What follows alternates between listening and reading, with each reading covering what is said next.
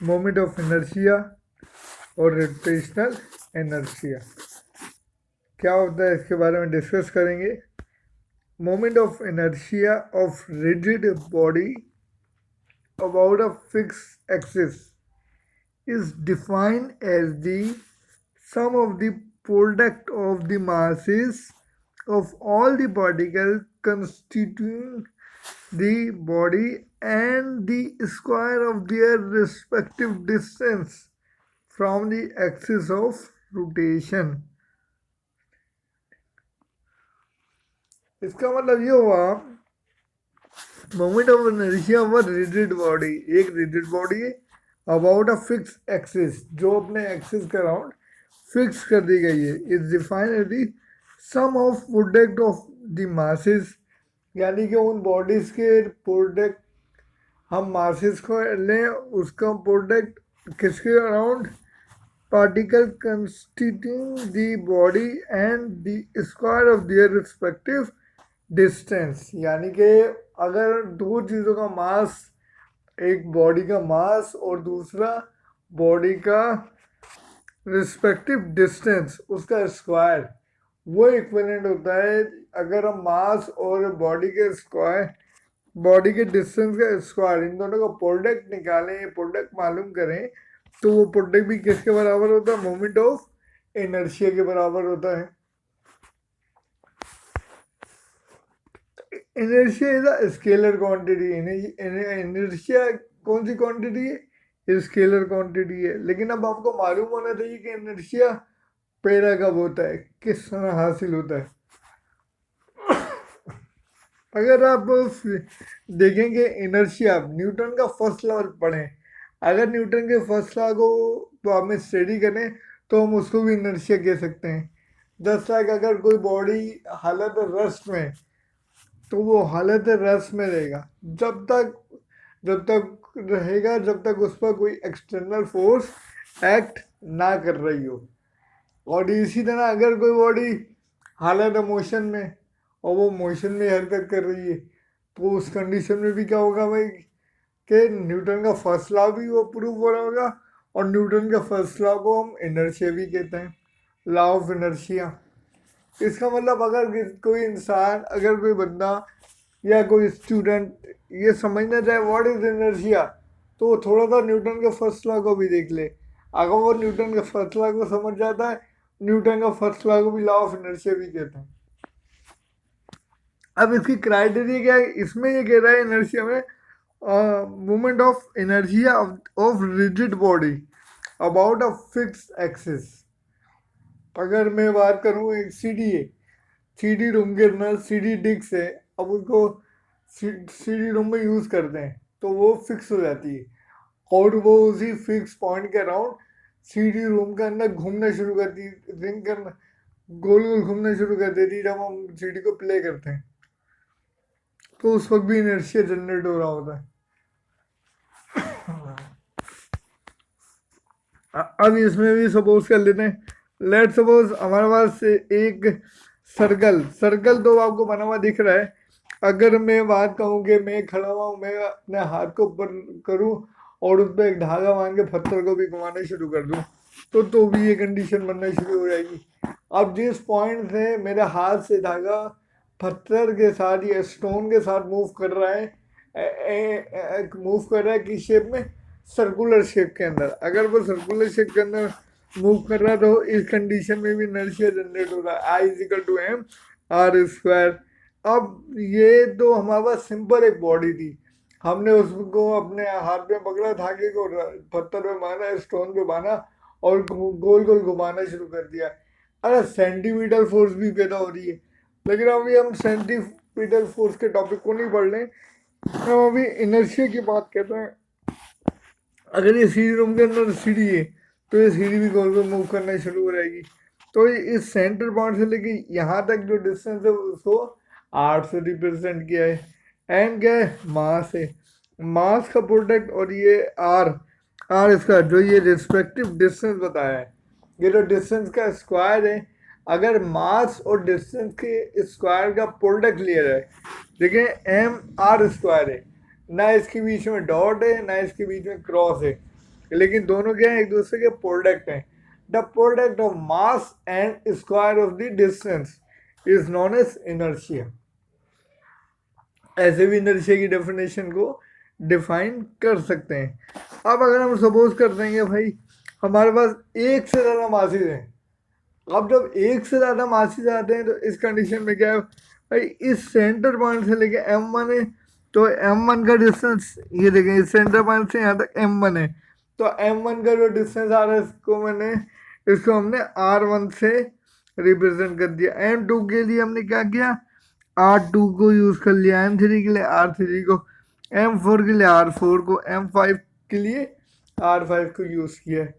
अच्छा, अब moment of inertia तो हमें मालूम हो गया, product of mass and square किसके का डिस्टेंस, रिस्पेक्टिव डिस्टेंस का स्क्वायर, तो ये बराबर है, ये इक्विवेलेंट है मोमेंट ऑफ इनर्शिया की। लेकिन अब इस बॉडी के अंदर एक से ज़्यादा मासेस आ गए, जब इस बॉडी के अंदर एक से ज़्यादा मासेस आ गए तो हम क्या करेंगे भाई, पहले मैंने फॉर्मूला लिखा I is equal to MI/RI का स्क्वायर, MI/RI का स्क्वायर, I फॉर इनिशियल। अरे इनिशियल लाजमी नहीं है, I का मतलब ये कि इसके अंदर हम बारी बारी मासेस पुट करते रहेंगे और तमाम मासेस और स्क्वायर ऑफ द डिस्टेंस, इन दोनों का इनर्शिया हम कैलकुलेट कर सकते हैं आसानी से। कैसे, अगर हमारे पास एक से ज़्यादा बॉडी हो, जैसे यहाँ तो भी एक बॉडी थी तो उसका inertia I is equal to MR²। अब यहाँ हमारे 5 बॉडीज हैं, तो हम 500 के मास और 500 के डिस्टेंस का स्क्वायर, इनका प्रोडक्ट ऐड करेंगे। देखें यहाँ मैंने ऐड करके भी बताया, M1 R1 square plus M2 R2 square, M3 R3 square, M4 R4 square, M5 R5 square. तो इसी तरह हमें मालूम होता है कि हमने total moment of inertia calculate कर लिया। अब जब टोटल के लिए हम क्या एक सिंबल यूज़ करते हैं समीशन का, ये जो सिंबल हमने यूज़ किया समीशन का, तो इससे हमारे को टोटल मिल जाएगा। यानी नंबर ऑफ इनर्शिया में जितने भी कैलकुलेट करने हो, हम उसको एक सिंपल फॉर्म में इसका फॉर्मूला लिखते हैं, I is equal to summation MI/RI का square.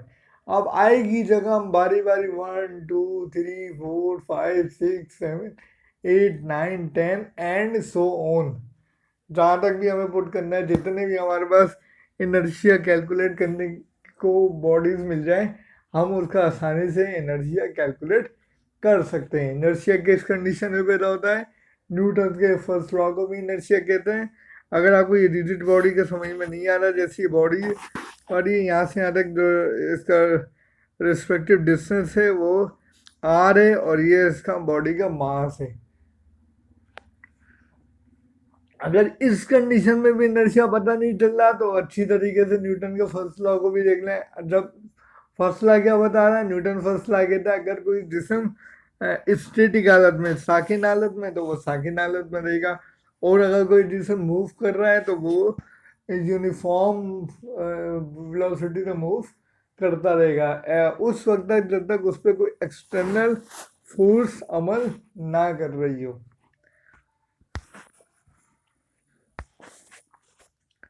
Moment of inertia again define करते हैं, the moment of inertia measure the resistance to a change in rotation.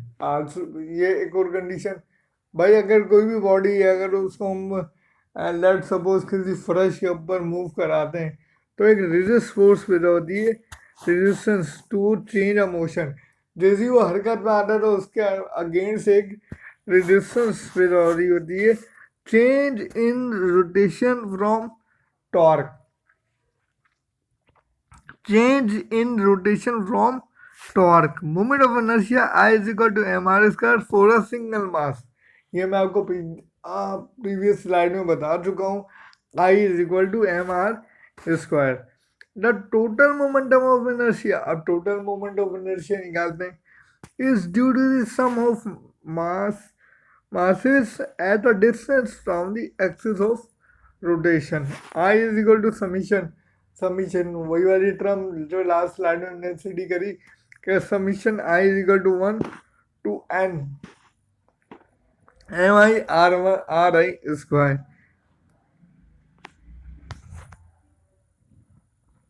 वही डिस्क की बात कर रहे हैं, वो स्लाइड को काट के I=mr²।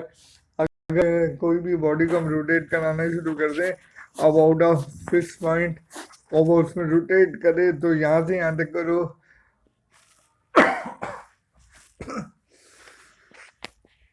पोजीशन है वो R है और ये हमारी M है, तो ये हमारे पास टोटल बनेगी MR²।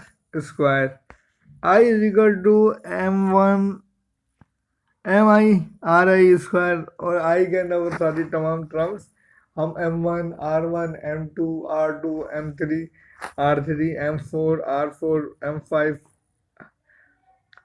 R5 पुट करेंगे, टोटल मोमेंट ऑफ इनर्शिया हम कैलकुलेट कर लेंगे। मोमेंट ऑफ इनर्शिया को मजीद इन्होंने बताया कि अगर कोई बॉडी सर्कुलर शेप में मूव कर रही है या उसके सेंटर पॉइंट से हम किस तरीके से मोमेंट ऑफ इनर्शिया कैलकुलेट कर सकते हैं। अगर हर बॉडी का मोमेंट ऑफ इनर्शिया और एक बॉडी के किसी भी पॉइंट से हम उसका मोमेंट ऑफ इनर्शिया कैलकुलेट करते हैं तो वो सेम नहीं आता, यानी moment of inertia her body का डिफरेंट होता है। जैसे कि अगर वर्ल्ड की बात करते हैं हम, तो I=2/5 MR²। तो सबका सेम है। देखें अब यहाँ कंडीशन है 1/2, हाफ हो रहा है, यहाँ हाफ भी खत्म हो गया, यहाँ 2/5। तो डिफरेंट बॉडीज के लिए मोमेंट ऑफ इनर्शिया अगर हम कैलकुलेट करते हैं तो वो डिफरेंट आएगा।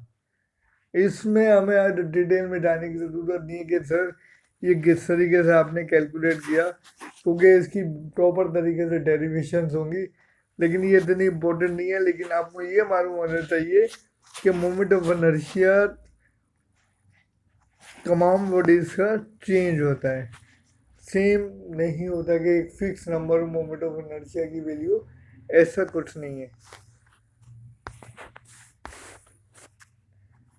इनर्शिया ऑफ रेस्ट, अरे इनर्शिया रेस्ट, अब इनर्शिया रेस्ट से क्या मुराद है, अब यहाँ पे देख लेते हैं। The resistance of a body to change its state of rest called inertia of rest। अगर कोई बॉडी हालत रेस्ट में रखी हुई है, हम उसको उस बॉडी को चेंज कर रहे हैं, उसकी स्टेट को, उसकी पोजीशन को चेंज कर रहे हैं, तो उसकी वजह से रेजिस्टेंस या रेजिस्टेंस से मुराद ये है कि वो रेजिस्ट करेगी, एक रगड़, फ्रिक्शन टाइप रगड़ पैदा होगी।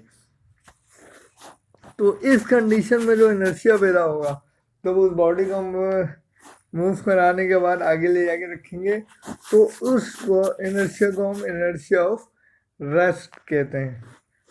The resistance of the body to change its state of rest, to change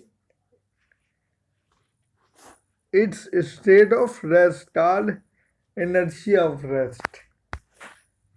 late suppose, अभी देखते हैं, सपोज करते हैं कि हमारे पास एक गिलास है, ये भी वही सेम गिलास है।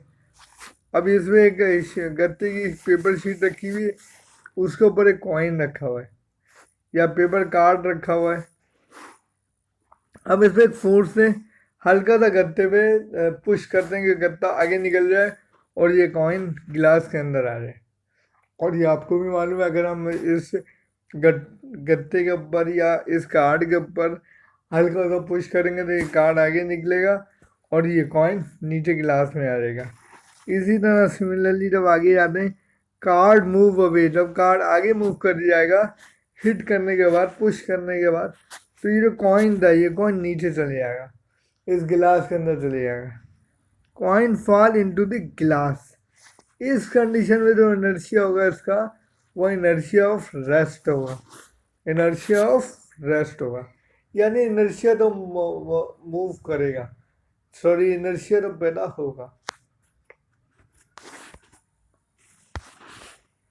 इनर्शिया इन मोशन, अब मोशन में इनर्शिया कब हो रहा है, अगर कोई बॉडी हालत रेस्ट में, और वो रेस्ट में रहेगी न्यूटन फर्स्ट लॉ के मुताबिक। अब अगर हम बात करते हैं कि because of inertia you feel jerk, jerk का मतलब होता है झटका लेना, आगे की तरफ गिरना, या बैकवर्ड की तरफ जाना, जैसे कि अब बस होती है, व्हेन ब्रेक आर अप्लाइड। अगर बस के अंदर अगर हम फील करें महसूस करें कि भाई बस चल रही है, बस में जब मुसाफिर पैसेंजर या ड्राइवर मौजूद होते हैं, आपको मालूम होता है कि जब बस चलने लगती है, जैसे स्टार्ट होती है तो हम बैकवर्ड डायरेक्शन में जाते हैं। जैसी बस स्टार्ट होती है तो हम बैकवर्ड डायरेक्शन में जाते हैं। वो किसकी वजह से? इनर्शिया की वजह से। इनर्शिया की वजह से क्या होता है कि जैसे ही बस आगे निकलती है तो हमारी बॉडी का जो नीचे वाला हिस्सा है वो मोशन में आ जाता है, लेकिन बॉडी का जो ऊपर वाला पार्ट होता है वो हालत रेस्ट में होता है, सुकून में होता है, जिसकी वजह से हम बैकवर्ड डायरेक्शन में जाते हैं। यानी हमारे जो बॉडी का निचला हिस्सा जब आगे की तरफ मूव करेगा तो हमारी बॉडी का ऊपर का जो हिस्सा है वो तो रेस्ट में, और जब वो रेस्ट में होता है तो हम बैकवर्ड डायरेक्शन में जाते हैं। और ये हमने फील भी किया है और ये हमें नज़र भी आता है कि जब अब बस स्टार्ट होती है तो हम पीछे की तरफ गिरते हैं। जो पीछे की तरफ गिर रहे हैं या पीछे की तरफ जा रहे हैं, वो पीछे की तरफ जाना ही इनर्शिया पैदा हो रहा है। सिमिलरली इसी तरह हमें ये भी मालूम होता है कि जब हम बस के अंदर, बस तेज स्पीड में चल रही है, अचानक ड्राइवर ब्रेक मार दे, या ब्रेक मार के जब वो स्लो कर रहा होता है बस को या किसी भी गाड़ी को, तो हम फॉरवर्ड डायरेक्शन में मूव कर रहे होते हैं, आगे की तरफ गिर रहे होते हैं या आगे की तरफ जा रहे होते हैं। आगे की तरफ जाने का मकसद ये होता है कि हमारी जो बॉडी है, बॉडी बस के ऊपर खड़ी होती है। अब बस एक रफ्तार से, एक वेलोसिटी से मूव कर रही होती है। जो वेलोसिटी बस की होती है वही वेलोसिटी हमारी बॉडी की भी होती है। यानी इसका मतलब ये होगा कि हमारी बॉडी का जो निचला वाला पार्ट है, निचला वाला हिस्सा, वो उसी वेलोसिटी से बस के साथ साथ ट्रेवल कर रहा होता है। और जैसे ही हम ब्रेक मारते हैं तो हमारी बॉडी का जो ऊपर वाला जो हिस्सा होता है वो हालत रेस्ट में आ जाता है। नहीं यार, नहीं होता। वो इसलिए नहीं होता कि हमारी पूरी बॉडी बस की रफ्तार से तो मूव कर रही है। अब सडनली जैसे ही बस ने ब्रेक मारा तो हमारी बॉडी का निचला वाला हिस्सा भी रुकता है। ब्रेक की वजह से बस के साथ ही चिपके होते हैं, उस पर खड़े हुए होते हैं। जैसे ही बस की रफ्तार कम होना शुरू होती है, वैसे ही हमारी नीचे वाली बॉडी की रफ्तार भी कम हो जाती है। सडनली अगर ब्रेक मारने तो फ़ौरन कम हो जाएगी, लेकिन जो हमारी बॉडी का ऊपर वाला हिस्सा होता है वो उसी रफ्तार से, जिस रफ्तार से बस चल रही होती है, उसी रफ्तार से उसी मोशन में होता है। इसलिए हमारे को अचानक से झटका लगता है और जिद जिद करते हैं और हम सडनली आगे की तरफ मूव कर लेते हैं। इसकी वजह यही होती है कि हमारा बॉडी का जो निचला हिस्सा होता है वो हालत रेस्ट में आ जाता है और हम आगे की तरफ गिरते हैं, आगे की तरफ मूव करते हैं। इस कंडीशन में भी हमारे पास इनर्शिया पैदा होता है। Moment of inertia of point mass. Moment of inertia of point mass. अब पॉइंट मास से यहाँ क्या है और मोमेंट ऑफ इनर्शिया क्या है? अब हमारे पास for a composite particles the definition of moment of inertia is this: I is equal to summation mi ri square is equal to m1 r1 square. Values put करना शुरू कर दी, 1 2 3 4, तो चारों की वैल्यूज इसमें पुट कर दी और इन चारों के को सम कर दिया। जो सम कर लिया टोटल हमारा मोमेंट ऑफ इनर्शिया में कैलकुलेट हो गया। यहाँ m1 is the mass of the ith single particle. I single particle से मुराद कोई एक पार्टिकल है जिसको हमने आई से रिप्रेजेंट कर दिया। r1 is the rotational radius of the particle. Rotational radius of the particle, r1 क्या है? Rotational radius of the particle. ऐसा unit of moment of inertia are kilogram metre square. Kilogram metre square. अब ये kilogram metre square कैसे बनता है? अगर आप सिंपल फॉर्मूला देखें, M I R I square, यानी अगर मैं आई को भी हटा दूँ यहाँ से तो सिंपल जो मोमेंट ऑफ इनर्शिया का फॉर्मूला बनता है वो बनता है I is equal to mr square mr square. m जो है m की जो यूनिट है वो किलोग्राम है, r की यूनिट है मीटर, और मीटर के ऊपर स्क्वायर लगा हुआ है, इसकी वजह से m की यूनिट किलोग्राम, m पर जो है स्क्वायर है तो ये r की जो यूनिट है वो मीटर है, मीटर, और ये स्क्वायर की वजह से इसमें हमने स्क्वायर लगा दिया। इसका मतलब ये हुआ कि मोमेंट ऑफ इनर्शिया की जो यूनिट बनेगी वो बनेगी kilogram metre square. Radius of gyration. अब रेडियस ऑफ गायरेशन से क्या मुराद, पहले आप ये पढ़ लें। Radius of gyration of a body about a given axis. Radius of gyration of a body about a given axis is the perpendicular distance of a point P from the axis। अब इसका मतलब ये भी है कि एक body है, ये हमारा एक्सिस दिया हुआ है, और यहाँ पे मैंने एक पॉइंट P ले लिया है, P से जो सेंटर पॉइंट से हमारा डिस्टेंस है, इसके अराउंड ये घूम रहा है ऐसे, जस्ट लाइक डिस्क घूम रही होती है। डिस्क को अगर आप देखें, अगर जो सीडी रूम के अंदर वो मुसलसल घूम रही होती है, तो ये भी इसके अराउंड मूव कर रहा है, और यहाँ से यहाँ तक का जो डिस्टेंस है इसने के r1 से रिप्रेजेंट किया हुआ है, पॉइंट बी ले लिया है, and then radius of gyration के लिए, radius of gyration of a body about a given axis is the perpendicular distance of a point P from the axis। अब रेडियस ऑफ गायरेशन को calculate करने के लिए आई यहाँ से लेके यहाँ तक एम आर नहीं, अब यहाँ से यहाँ तक क्या डिस्टेंस रिप्रेजेंट किया, radius of gyration K R की जगह के, तो ये K square, I is equal to M K square, where M is equal to M total mass of body, and k square is equal to this, x1 square, x2 square, x3 square plus xn square upon n। Here k is equal to this is called as the radius of gyration, is called as the radius of gyration of the rigid body about the axis of rotation।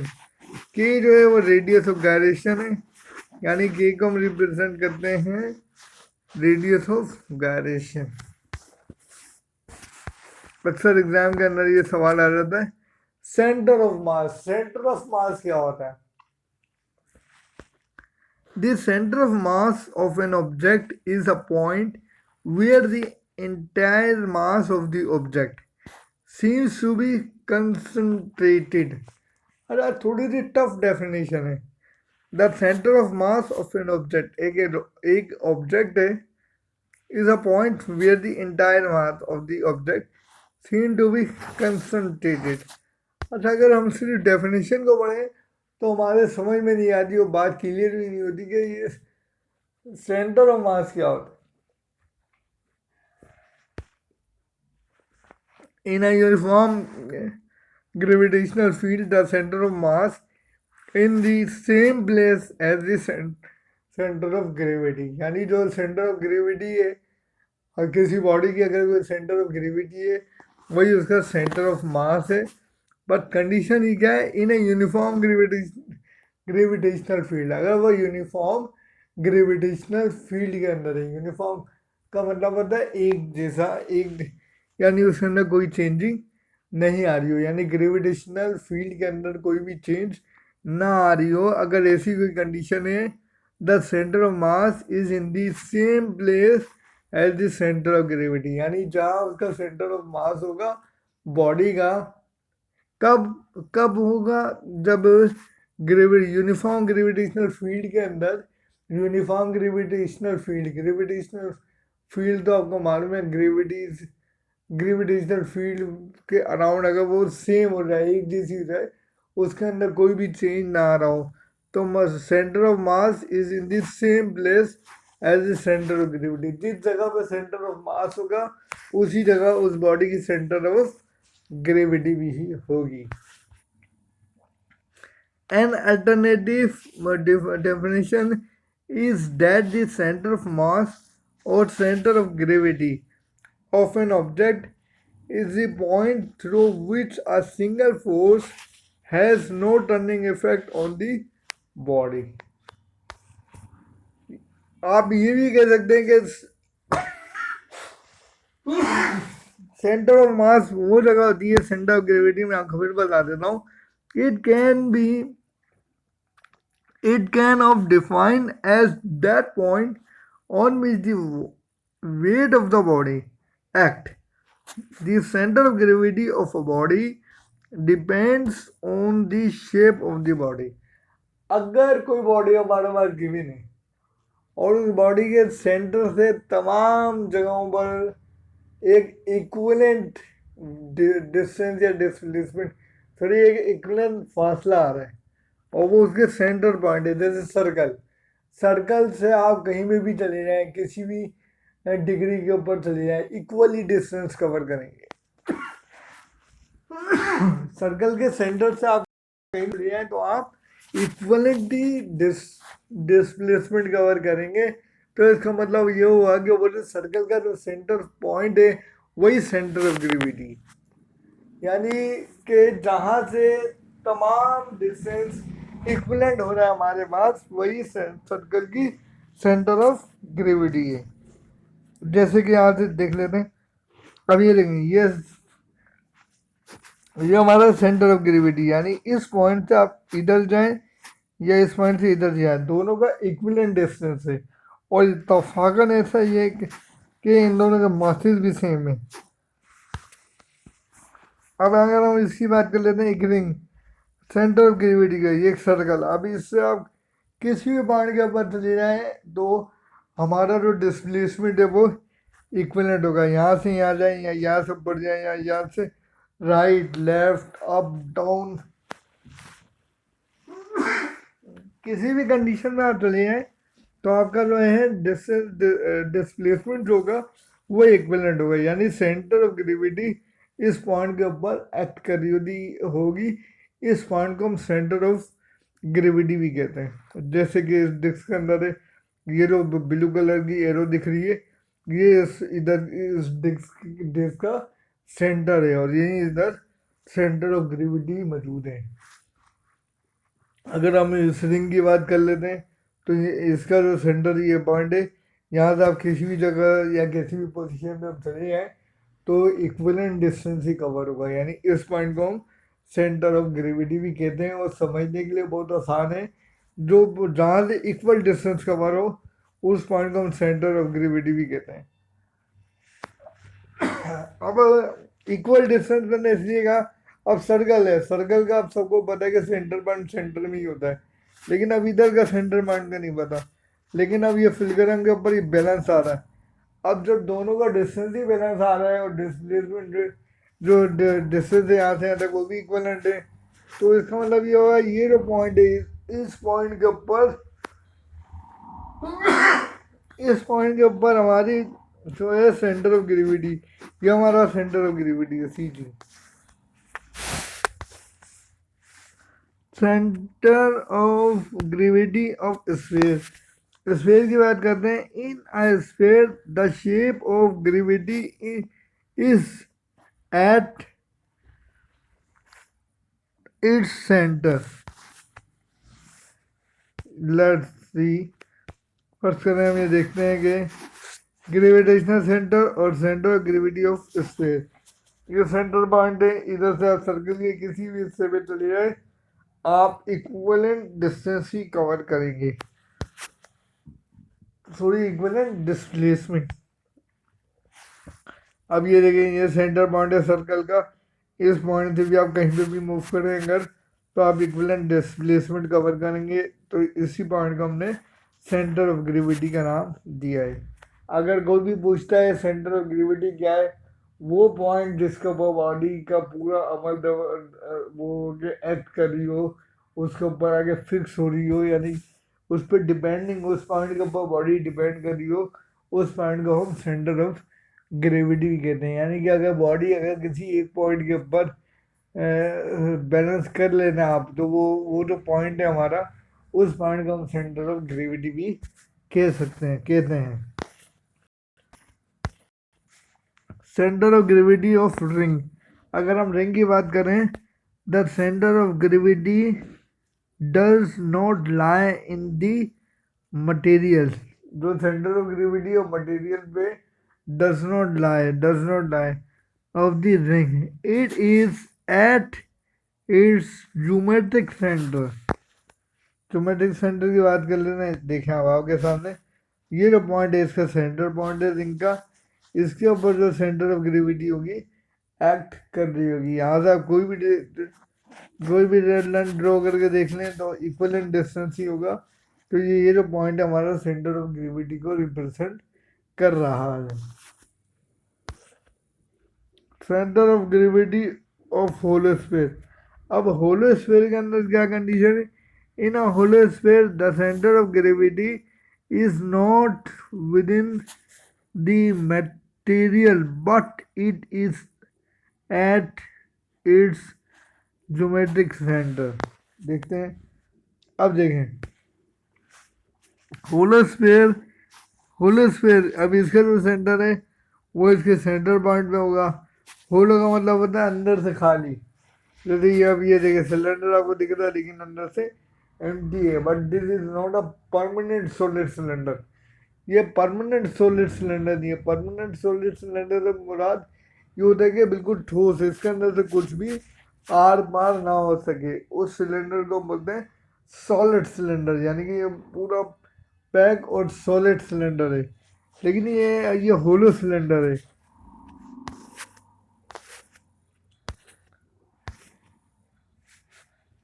Centre of gravity of same object, एक जैसे object जो होते हैं उनकी जो centre of gravity है उसको पढ़ लेते हैं, थोड़ा सा उसको देख लेते हैं। Name of body uniform rod, uniform rod का जो सेंटर होगा हमेशा वो centre of rod, uniform rod का सेंटर में, centre of position of centre of gravity कहाँ मिलेगी, सेंटर में मिलेगी। यानी कोई भी रॉड ले ले उसकी जो सेंटर ऑफ ग्रेविटी होगी सेंटर ऑफ रॉड यानी कि सेंटर में मिलेगी। सर्कुलर प्लेट, अगर आपके पास कोई सर्कुलर प्लेट है तो उसकी सेंटर ऑफ प्लेट, उसकी सेंटर के प्लेट के सेंटर में ही सेंटर ऑफ ग्रेविटी मिलेगी। सर्कुलर प्लेट को सपोज करें ले लें, उसकी जो सेंटर ऑफ ग्रेविटी है वो उसकी सेंटर में ही मिलेगी, centre of plate. Plate square, rectangular और पैरेललोग्राम इन शेप, अगर कोई प्लेट स्क्वायर में हो, रेक्टेंगुलर में हो और पैरेललोग्राम इन शेप, इन तीन हालतों में मौजूद हो तो हमारे पास intersection of line joining mid point, intersection of line joining mid point of opposite side, यानी इसका अंदर ये होगा कि रेक्टेंगल को अगर हम सपोज करें तो रेक्टेंगल के आमने सामने वाली साइड जो होती हैं वो बराबर होती हैं, लेकिन अगर मैं एक किनारे से दूसरे किनारे में अगर लाइन को मैच करूं वो सेंटर से गुजरेगी, जो सेंटर वाला हमारा जो पॉइंट होगा उस पॉइंट के ऊपर सेंटर ऑफ ग्रेविटी एक्ट कर रही होगी, यानी उस पॉइंट के ऊपर हमें सेंटर ऑफ ग्रेविटी आसानी से मिल जाएगी। रेक्टेंगुलर ब्लॉक और क्यूब, अगर क्यूब की बात करें और रेक्टेंगुलर ब्लॉक की बात करें, इंटरसेक्शन ऑफ डायगोनल में एक पॉइंट होगा उसके ऊपर हमें सेंटर ऑफ ग्रेविटी मिलेगी, किनकी, क्यूब की और रेक्टेंगुलर ब्लॉक की। सिलेंडर की बात करें, मिड पॉइंट ऑफ एक्सिस, जो सिलेंडर का जो मिड पॉइंट होगा उसके ऊपर हमें सेंटर ऑफ ग्रेविटी आसानी से मिल जाएगी। अब देख लेते हैं, देखें भाई आपके सामने अगर सिलेंडर की बात करते हैं, ये हमारा जो सेंटर पॉइंट है, जो एक लाइन ड्रॉ करी हुई है, यहाँ इस पॉइंट के ऊपर हमें सेंटर ऑफ ग्रेविटी मिलेगी होलो सिलेंडर के अंदर। अगर हम ट्राइंगल की बात कर रहे हैं तो ये ट्राइंगल का मीडियन पॉइंट है, यहाँ से तमाम डिस्टेंस इक्वलेंट होंगे। अगर आप ऊपर का नापें नीचे का नापें किसी भी साइड पे चले जाएं, ये जो पॉइंट होगा इस पॉइंट के ऊपर हमें सेंटर ऑफ ग्रेविटी मिलेगी। यानी सेंटर ऑफ ग्रेविटी को हम ऐसे भी सपोज कर सकते हैं कि वहाँ किसी भी परमानेंट शेप जैसे कि ट्राइंगल, सर्कल, स्क्वायर, रेक्टेंगल, इसकी जो सेंटर ऑफ ग्रेविटी कहाँ होगी, बिल्कुल सेंटर सेंटर में ही होगी। अब स्क्वायर की बात, मैं सर्कल की बात कर रहा हूँ, सर्कल की जो सेंटर ऑफ ग्रेविटी वो सेंटर में ही मौजूद होती है। जब हमारे पास स्क्वायर है, स्क्वायर अब सेंटर ऑफ ग्रेविटी हमारे सेंटर में मिलेगी। हम यहाँ से कहीं किसी भी साइड, किसी भी कोने का सेंटीमीटर में मेजर करते हैं तो वो इक्विवेलेंट आएगा। इक्विवेलेंट आने का मतलब यही है कि इस पॉइंट के ऊपर सेंटर ऑफ ग्रेविटी इक्वल होगी, इस पॉइंट के ऊपर सेंटर ऑफ ग्रेविटी मौजूद होगी। सिमिलरली इसी तरह रेक्टेंगल के अंदर है, सेंटर में मिलेगी। सेंटर ऑफ मास की बात करिए, and then derive expression for moment of couple. अरे लास्ट लेक्चर में हमने कपल के बारे में स्टडी करी थी, और ये चैप्टर को क्लोज करने के लिए बस एक ये डेरिवेशन दे गई थी, तो हमारा चैप्टर नंबर 4 भी कंप्लीट हो जाएगा आज के लेक्चर में इंशाल्लाह ताला। और ऑनलाइन क्लासेस में हमने 4 चैप्टर्स कंप्लीट कर लिए हैं, जिसमें 1 2 3 तक के मैंने प्रॉब्लम्स भी करवाए हैं। और मैं उम्मीद करता हूँ कि आप लोग मेरे लेक्चर को देख रहे होंगे, और मैं कोशिश करूँगा कि आपको क्लास, फिजिकल क्लास के अंदर ज़्यादा से ज़्यादा प्रॉब्लम्स आपकी एग्ज़ाम की सॉल्व करवा दूँ। और जितने भी ये लेक्चर हैं इनको आप अच्छी तरीके से रीड कर लें, ताकि आपका एग्ज़ाम जो है फाइनल अच्छे से अच्छा हो सके। Consider two forces having same magnitude. दो फोर्सेस सपोज करते हैं, उनके मैग्नीट्यूड सेम होंगे, मैग्नीट्यूड मतलब मिकदार, but different line of action. लेकिन वो दोनों डिफरेंट लाइन ऑफ एक्शन में होंगी, यानी कि उनकी दोनों की डायरेक्शन डिफरेंट होगी। Their position vector R A and R B as shown in figure. आर टॉर्क क्लॉकवाइज की बात करते हैं, टॉर्क का फॉर्मूला होता है आर क्रॉस एफ। बॉडी है तो हमने ए यूज़ कर लिया। प्रीवियस लेक्चर देखिएगा, बहुत आसानी से आप इस डेरिवेशन को समझ लेंगे। यानी टॉर्क क्लॉकवाइज, टॉर्क ये टॉर्क का सिंबल है, टी टाइप का है कुछ, लेकिन कर्व किया हुआ है, ये टॉर्क का सिंबल है। क्लॉकवाइज टॉर्क यानी आर ए मल्टीप्लाई एफ। अब हमने समझ, similarly the torque produce by the force minus F is given below. अब ये कब होगा, अब ये एंटी क्लॉकवाइज टॉर्क, जब एंटी क्लॉकवाइज टॉर्क होता है तो फोर्स की डायरेक्शन क्या हो जाएगी, माइनस हो जाएगी। फोर्स तो हमेशा पॉजिटिव ही होती है, लेकिन क्या है कि माइनस साइन हम लगा देंगे। दोनों में आप समझ जाएंगे टॉर्क का फॉर्मूला होता है आर क्रॉस एफ। बॉडी ए की बात हो रही थी तो हमने ए यूज़ कर लिया, इधर बॉडी बी की बात हो रही है तो इधर हमने torque is equal to R cross F ही यूज़ किया है। लेकिन बी, बॉडी बी की बात हो रही है तो बी यूज़ कर लिया। एक की डायरेक्शन पॉजिटिव आया, एक के साथ नेगेटिव आया। नेगेटिव कब आता है, एंटी क्लॉकवाइज टॉर्क के साथ हमेशा नेगेटिव आता है, और क्लॉकवाइज टॉर्क के साथ हमेशा पॉजिटिव साइन आता है। Where the total torque is given below. Total torque कैसे होगा, दोनों टॉर्क को ऐड कर दे। Torque is equal to torque clockwise torque plus torque is equal to anti clockwise torque. दोनों टॉर्क की जो वैल्यू है वो इसमें पुट कर दें। R A multiply F plus R B multiply minus F. एक क्लॉकवाइज टॉर्क है, एक एंटी क्लॉकवाइज टॉर्क है, जिसकी वजह से मैंने माइनस ऐड कर दिया है। अब ये मैंने जब माइनस को बाहर निकाला, प्लस माइनस माइनस हो जाएगा। R A multiply F, R B multiply F, दो इसमें से एफ दोनों में कॉमन है, मैंने इसमें से कॉमन निकाल दिया, ये एफ यहाँ बाहर आ गया। R A minus R B, R A minus R B, R A minus R B R के बराबर है, तो टॉर्क इज इक्वल। अब मैंने क्या किया, दोनों को फोर्स को अगेन मल्टीप्लाई कर दिया, torque is equal to R F. ठीक है, आसानी हो जाएगी। इस लाइन में आपने एफ को बाहर निकाला, इसको बाहर ही रखेंगे। अब ये जो R A minus R B है, ये R A minus R B किसके बराबर, आर के। तो इस पूरी वैल्यू की जगह आर लिख दें, और ये एफ का एफ। अब आर एफ तो आ गया, इस लाइन को भी कैंसिल कर लें आप, इसको नहीं देखें, इसको भी रिमूव कर लेंगे। कि आपके को और आसानी हो जाएगी। यानी R A minus R B की जगह आपने आर लिख दिया, ये आर आ गया, ये एफ का एफ आ गया। और जब भी हम क्रॉस प्रोडक्ट हटाते हैं तो साइन थीटा लगा देते हैं, तो इसका मतलब ये होगा torque is equal to R cross F, torque is equal to R F sine theta, torque is equal to R F sine theta. यानी आप ये वाली लाइन को अगर ना लिखें तो इसको रिमूव कर लें, आप इसको मत देखें। R A minus R B के बराबर है आर के, ये आर आ गया, एफ का एफ आ गया, दोनों मल्टीप्लाई हो रहे थे यानी क्रॉस प्रोडक्ट था दोनों के दरमियान।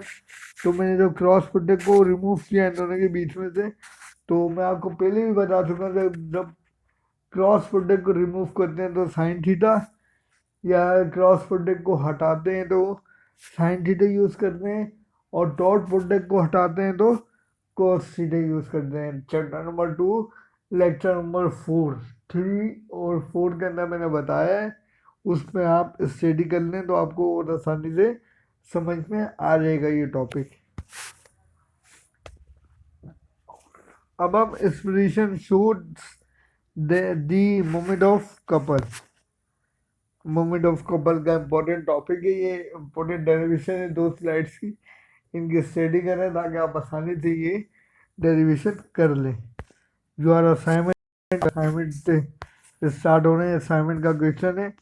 अब ये देखें, एक बॉल हमारे पास गिवन है स्फीयर टाइप में, इसका जो मोमेंट ऑफ इनर्शिया 2/5 mr² है। इसी तरह होलो रॉड और disc dense about axis, what exercise equal to mr² moment of inertia का फॉर्मूला है। समझने के लिए स्लाइड दी हुई, अब आपने बताना है ये कि इसके बारे में कुछ लिख के बताएं। For rotational inertia, rotational inertia क्या होगी, और ये सर्कुलर शेप की इनर्शिया के बारे में 1 से 2 लाइनें लिख के बताएंगे क्या क्या होती है, व्हाट इज इनर्शिया। और व्हाट इज इनर्शिया अब ये बताएं, what is inertia this sphere and cylinder. एक लाइन में स्फीयर के बारे में लिख दें इनर्शिया की डेफिनेशन, और एक बार में सिलेंडर के बारे में लिख दें इनर्शिया की डेफिनेशन। तो रोटेशनल इनर्शिया क्या होती है वो बताना है आपने, ये आपका असाइनमेंट है। अभी देखिए, मोमेंट ऑफ इनर्शिया और रोटेशनल इनर्शिया, यानी पहली लाइन में आप मोमेंट ऑफ इनर्शिया लिख दें और दूसरी लाइन में रोटेशनल ऑफ इनर्शिया को डिफाइन कर दें। बस आपका एक छोटा सा असाइनमेंट है, और रोटेशनल इनर्शिया को लिख लें। अच्छा, अगर आपको समझ में नहीं आ रहा है कि रोटेशनल क्या है तो आप गूगल करें, गूगल करने के बाद पहले तो मेरे लेक्चर को अच्छी तरह से स्टडी करें कि आपको पता चले कि रोटेशनल इनर्शिया होता क्या है, इनर्शिया क्या होता है। इनर्शिया को समझने के लिए न्यूटन के फर्स्ट लॉ को भी अच्छी तरीके से स्टडी करें ताकि आप आसानी से क्लियर कर लें। Thank you very much. इस अपनेपन के साथ अपना बहुत बहुत ख़ास ख्याल रखिएगा। मैं आपका अप्लाइड फिज़िक्स का टीचर मिस्टर मोहम्मद एराज खान आपको अल्लाह हाफिज़ करता हूँ। अल्लाह हाफिज़।